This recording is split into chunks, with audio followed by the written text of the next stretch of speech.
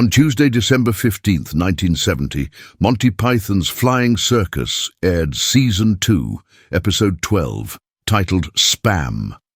One of the sketches in that episode, also called Spam, features a husband and wife being lowered into a cafe filled with Vikings. After they're seated, the couple asks the waitress about the available meals. She begins listing dishes, and nearly all of them contain Spam, the canned meat. Some are simply variations of Spam served with more Spam. One dish, for instance, is Spam, Spam, Spam, Egg and Spam. When the woman says she dislikes Spam and wants a Spam-free meal, the waitress refuses. The Vikings then erupt into a chant, Spam, Spam, Spam, Spam, lovely Spam, wonderful Spam. The scene spirals into loud absurdity, with the chanting drowning out any meaningful conversation. The sketch ends without the woman receiving her desired spam-free meal. Though the sketch has no direct connection to digital media or the internet, it would later become oddly prophetic. It ultimately influenced the modern use of the term spam in digital contexts.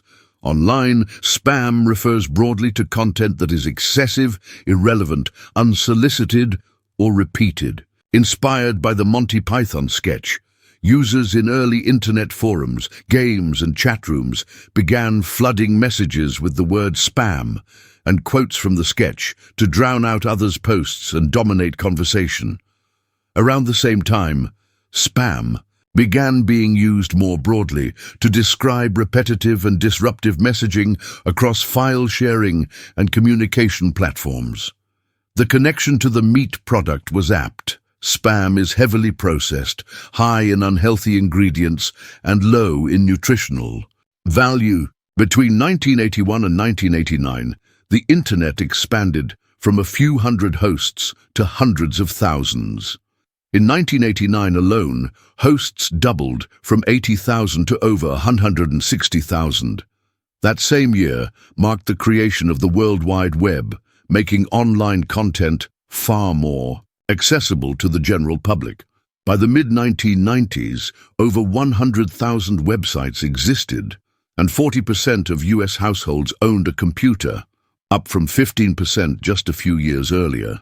The digital world opened up. People could send messages globally, share their art, post videos, create profiles and online shops, and download media. Today, in 2024, it's estimated that 70% of the global population, around 5 billion people, own smartphones. There are now over 1 billion websites, and the average person spends more than 6 hours online daily. Clearly, the internet has become a fundamental part of human life. Yet alongside this explosion of opportunity, problematic content has flourished, most notably spam and spam-like media.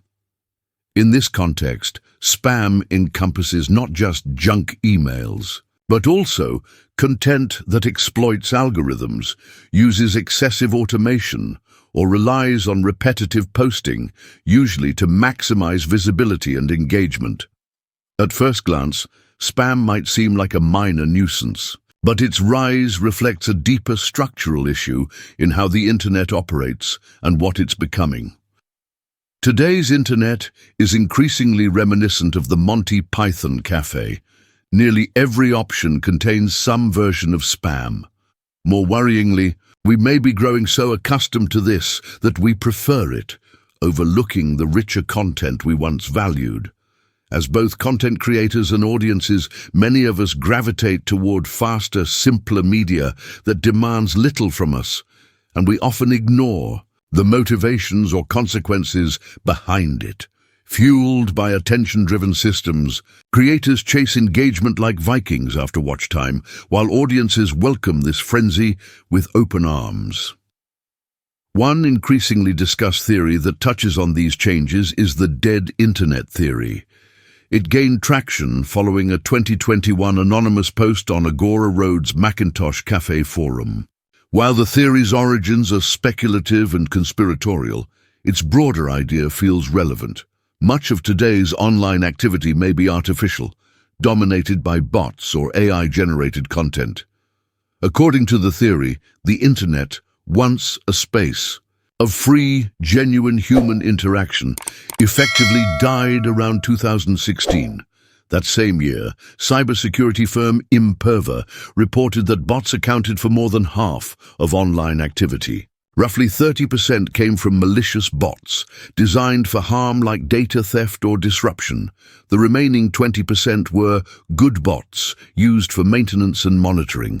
These numbers are almost a decade old, and likely higher now. Of course, this doesn't mean the websites you visit are all fake. If you're using well-managed platforms, you'll likely encounter mostly real content. But fake traffic and spam-like media are unavoidable, regardless of how savvy or cautious a user might be.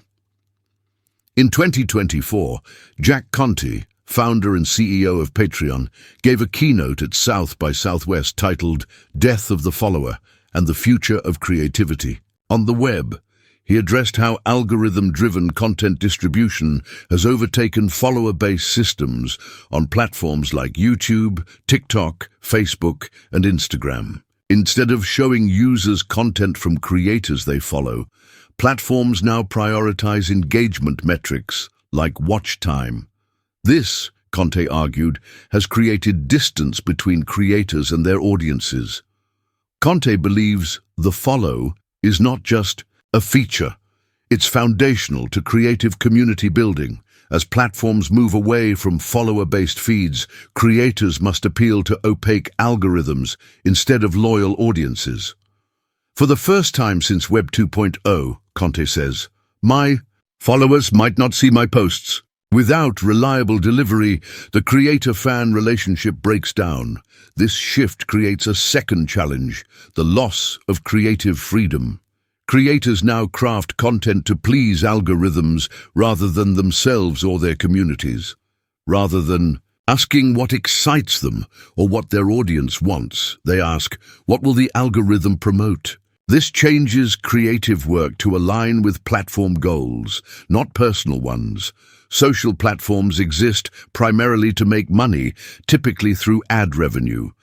Maximizing that revenue means drawing in users and keeping them online as long as possible. Algorithm-driven feeds are the most effective way to do this. Consequently, algorithms have gained immense influence over what we see and how online culture evolves.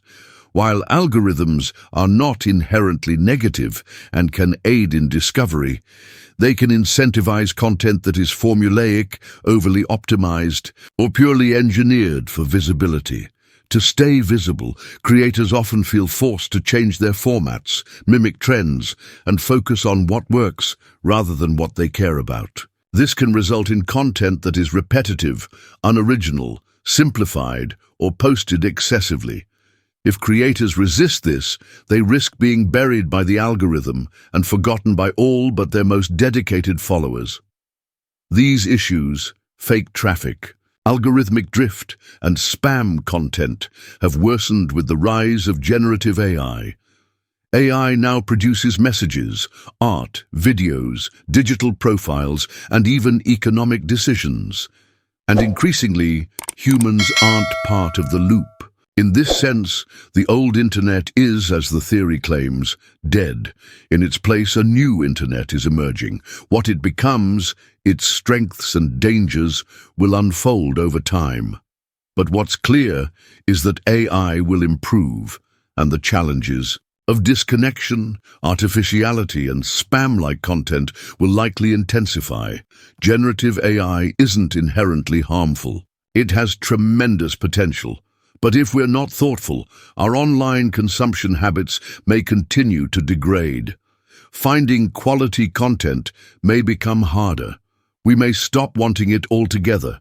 The ability to discover and discern meaningful content might fade. That said, there's still hope. With time, reasonable regulation may emerge. New technologies could help counteract today's issues and support better practices. Historically, this kind of progress has happened, albeit slowly. Tools designed to contain harmful tech tend to lag behind the tech itself. So for now, responsibility may rest with us, creators, users, and platform builders alike. There's a well-known saying that we become the average of the 5 people we spend the most time with. Today, that might be better stated as, we become the average of the 5 creators and 5 content types we engage with most online. What we watch and support is becoming as important as who we associate with in real life. This has always mattered, of course, but now it matters more than ever. Whether or not the dead internet theory is true, and whether or not the old internet is truly gone, the real question is, can we preserve what's meaningful in the new digital age? Can we adapt in ways that protect human creativity, connection, and truth? At our core, humans want to communicate and collaborate freely. We seek authentic, sustainable relationships with each other and with our physical and digital environments. We value honesty, depth, and mutual growth. The internet can still support these ideals. Spam cafes will always exist. Spam will probably remain on most menus, and we'll all consume some of it. But with mindfulness and effort, we can still choose healthier digital diets. We can still build thoughtful platforms, communities, and spaces where people truly connect. As Jack Conte puts it, the hardest lesson I've learned as a creative person and as a CEO is to know and trust what I want, and to stay true to that. Over time, it's easier said than done, but don't let someone else tell you what you want. Otherwise, you'll end up chasing their goals instead of your own.